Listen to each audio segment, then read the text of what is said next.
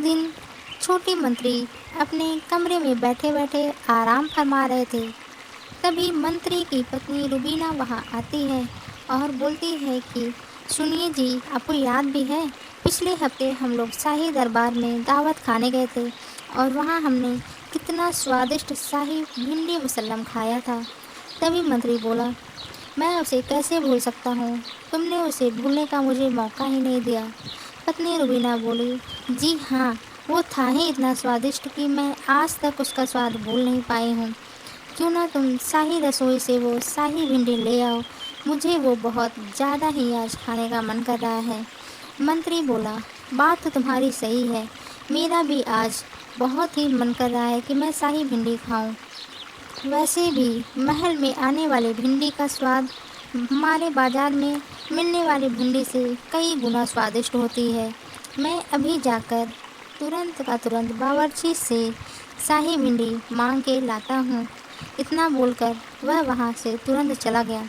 जैसे ही वह शाही रसोई में पहुँचता है तो देखता है कि इत्तेफाक से बावर्ची शाही भिंडी मुसल्लम ही बनाने जा रहा था। मंत्री देखा और तुरंत ही बोला, कैसे हो बाबा बावर्ची, कुछ खाना पीना हुआ भी कि बस काम में ही लगे हो। बावर्ची बोला, अरे भाई, अपने काम की बात बोलो, मेरे पास फालतू का बात करने का समय नहीं है। आज महाराज ने फिर से भिंडी मुसल्लम खाने की इच्छा जाहिर की है। सातिर मंत्री बोला, ओहो, मतलब तुम तो आज रसोई में शाही भिंडी बना रहे हो, इसका मतलब कि ढेर सारी भिंडी आई होंगी, तो क्या तुम मुझे थोड़ी सी भिंडी दोगे? बावर्ची बोला, मैं तुम्हें एक भी भिंडी नहीं दूंगा। महाराज की अनुमति के बिना इस शाही रसोई में से एक कड़ी पत्ता तक नहीं हिलता है, भिंडी तो दूर की बात है। और हाँ, तुम्हारी जानकारी के लिए मैं एक बात और बता देता हूँ कि महाराज, उनके प्रिय मंत्री वीरेंद्र दोनों आज पड़ोसी राज्य गए हुए हैं। उन दोनों को आते होते रात हो जाएगी। सातिर मंत्री बोला, अरे मैंने तो सिर्फ थोड़ी सी भिंडी ही मांगी थी, इसमें इतना क्या बोल रहे हो? बावर्ची बोला, अब यहाँ से जाते भी हो कि मैं तुम्हें सिपाहियों से धक्के मारकर बाहर निकलवाऊँ? होंगे तुम मुख्यमंत्री अपने इस शाही दरबार की, लेकिन मैं इस शाही रसोई का शाही बावर्ची हूँ। सातिर मंत्री बोला, ठीक है, मैं जाता हूँ। इतना बोलकर वह वहाँ से घर चला जाता है। जैसे ही घर पहुँचता है तभी बीबी रुबीना फिर से आती हैं और बोलती हैं, ले आए भिंडी? मंत्री बोला, नहीं, भिंडी तो नहीं ला पाया, बावर्ची ने नहीं दिया। मंत्री की पत्नी रुबीना बहुत गुस्सा हो जाती है और बोलती है, ठीक है फिर, आज भूखे सो। इतना बोलकर वो वहाँ से चली जाती है। तभी मंत्री का बेटा वहाँ आ जाता है और बोलता है, पिताजी, मैं छत पर सोने जा रहा हूँ, मैं खेल कर बहुत थक गया हूँ, जब खाना बन जाए तो मुझे बुला लेना। इतना बोलकर वो वहाँ से चला जाता है।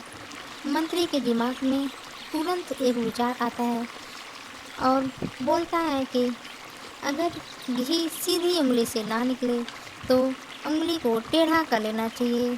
अब मैं भिंडी तो लाऊंगा ही, साथ ही साथ बावर्ची को भी महल से बाहर निकलवा दूंगा। फिर क्या, सातिर मंत्री ने इतने पे भी आप अपना भेष बदला और राज दरबार पहुंच गए।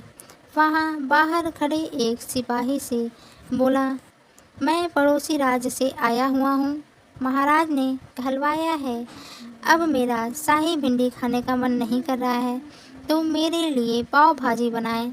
सिपाही इतना सुनते ही बावर्ची के पास गया और सारी बात बताई। बावर्ची बोला, लेकिन पाव भाजी का सामान तो अभी मौजूद ही नहीं है, अब क्या करूं? महाराज अभी कुछ ही देर में आते होंगे, चलो हम लोग फटाफट से जाते हैं और पाव भाजी का सामान लेकर आते हैं। इतना बोलकर वे दोनों फटाफट से निकल जाते हैं। तभी मौके का फ़ायदा उठाते हुए सातिर मंत्री ने भिंडी चुरा लिया। रात के वक्त जब राजमहल लौटे और खाने के टेबल पर राजा बैठे, तभी बावर्ची ने उनको पाव भाजी की प्लेट दी। महाराज गुस्सा हो गए और बोले, ये क्या मजाक कर रहे हो तुम बावर्ची? मैंने आज सुबह ही तुमसे बोला था कि मेरा बहुत ही शाही भिंडी मुसल्लम खाने का मन है, तो तुमने ये पाव भाजी क्यों बनाया है? बावर्ची ने सारी बात बताई। महाराज, एक मंत्री आया था और उसने बोला कि आप आज शाही मुसल्लम नहीं खाएंगे, आपका मन पाव भाजी का है, इसलिए मैं बाज़ार गया और वहाँ से तुरंत का तुरंत सामान ला करके आपके लिए पाव भाजी बनाई।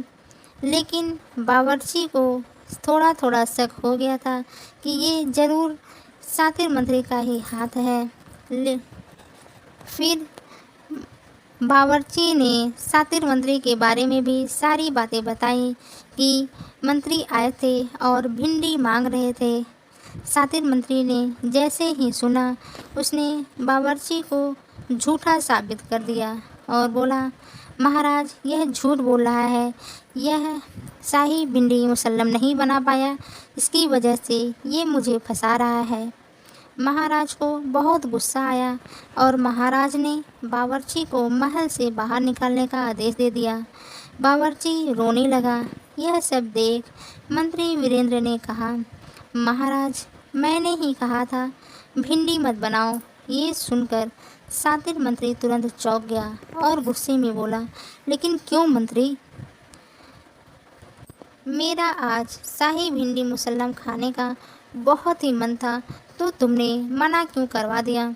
मंत्री वीरेंद्र बोले, महाराज क्योंकि मुझे उड़ती उड़ती खबर मिली थी कि इस दरबार में जो विदेश से भिंडी आई थी वो जहरीली थी। इतना सुनते ही सातिर मंत्री के होश उड़ गए और वो जोर जोर से चिल्लाने लगा, वैद्य को बुलाओ, वैद्य को बुलाओ। महाराज ने पूछा, क्या हुआ मंत्री? अभी तक तो तुम ठीक थे, अभी तुम्हें क्या हो गया? मंत्री ने कहा, महाराज हमारे परिवार ने वो जहरीली भिंडी खाई है, मुझे, मेरी पत्नी और मेरे बच्चे को कुछ हो जाएगा, कृपया आप जल्दी से जल्दी वैद्य को बुलाओ। इतना सुनते ही मंत्री वीरेंद्र उठ खड़े हुए और बोले, महाराज मैं झूठ बोल रहा था, मैं तो बस सच्चाई आपके सामने लाना चाहता था। मंत्री को समझ आ गया था कि अब मैं फंस गया हूँ, अब झूठ बोलने का कोई फ़ायदा नहीं है। तभी वो बोला, महाराज मुझे क्षमा कर दीजिए, और सारी बात महाराज को बताई। महाराज को बहुत गुस्सा आया, लेकिन सातिर मंत्री बोला, महाराज आप तो जानते ही हैं, अगर बीबी कोई चीज़ लाने को बोल दे, अगर आप न ले जाओ तो क्या होता है। राजा हंसने लगा और बोला, मैं समझ गया, लेकिन आगे से तुम्हारी ऐसी कोई भी शिकायत मैं नहीं सुनना चाहता हूँ, नहीं तो मैं तुरंत का तुरंत तुम्हें महल से बाहर निकाल फेंकूँगा। मंत्री बोला, एक बार बस आप मुझे मौका दीजिए, मैं आज के बाद कोई ऐसी गलती नहीं करूँगा, कृपया आप मुझे माफ़ कर दीजिए। राजा ने माफ़ कर दिया।